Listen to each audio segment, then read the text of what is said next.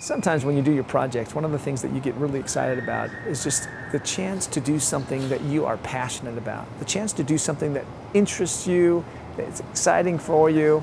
Well, one of the things you need to do and remember to do is to define in the very beginning what your role will be in your project. Well, what do you mean?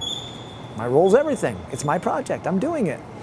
No, what you need to do is you got to step back and think about this and tell yourself, okay, I'm going to make something. I'm going to make a garage door opener. I'm going to make a game board, or I'm going to make a video or a film. Really? Are you going to do all of it? Or are you going to do part of it? Are you going to outsource it to China? Are you going to hire an artist? What part of it are you going to do? I have some very good friends who are experienced in crowdfunding, and on one of their projects they decided to take the little pieces, you know, they're called meeples in board gaming. And they were going to paint those meeples by hand for a certain pledge level. Well, guess what? Everybody wanted the hand-painted meeples, and 1,000 little meeples later, they decided that was probably a bad idea.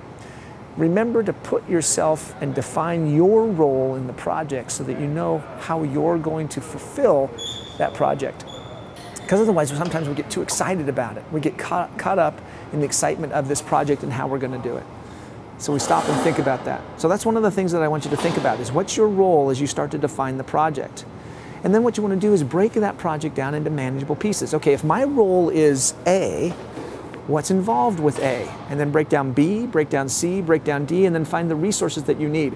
You know, I've seen more than one project fail, particularly in the board game space, because the artwork became the project owner became so enamored with making the artwork look beautiful that the cost overruns started to creep in. Project inflation. Remember those 3 letters, MVP, minimal viable project? Well, you need to make sure that your minimal viable project doesn't inflate into something that you can't deliver. Now, we're not talking about the pledge levels. We're talking about just the product itself. And as you go along and you get success, you start to forget that you're trying to reach that minimal product, and just through sheer enthusiasm, you start adding more and more to it. And that's something that you got to be aware of. Break this thing down into manageable pieces, and it helps if you break them into segments that are kind of isolated from each other. Here's why. When you focus on that one segment and you kind of keep it isolated from the other ones, you don't get a cascade effect. You kind of wall it off. It's like, okay, we're gonna do this. Now what this might be the quality of the sound, or the quality of the artist, graphic work, or the shot location for your documentary, or the amount of actors that you're gonna have in it. Whatever it is that you're working on, break those pieces down and don't let them get out of control and cascading into each other. Manageable segments. Set yourself realistic goals that you think that you can achieve, and then go out and ask for help. Remember what your role is, that you don't have to do it all. There are people who are going to give you money to help, but there are also people who are going to give you time to help. So always think about doing your project and how you can find somebody to help you out. Then the last thing I want to talk about is risks and challenges. Crowdfunding comes with risks and challenges. You're not buying a built, polished, shrink-wrapped, off-the-shelf product here. You're offering to your backers to have them help you achieve your goal. And it comes with risks and it comes with challenges.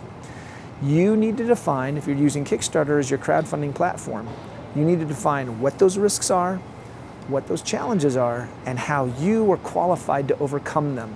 This is for Kickstarter's qualifications. We talked about those guidelines and how to qualify, but it also is for your own backers, so they have confidence backing you that you will be able to overcome it. Otherwise, you'll find it out like a gentleman I know that had a custom game board made out of mahogany and other woods. He thought he was going to produce 10. When the 400th order came in, he realized he was way over his head and he wasn't going to be able to do it. Manage those projects, set realistic goals, understand your role in the project, and that way you can find some success. And let's go ahead and take some time to go through the steps of what it means to identify risks and challenges and see how Kickstarter wants you to do that.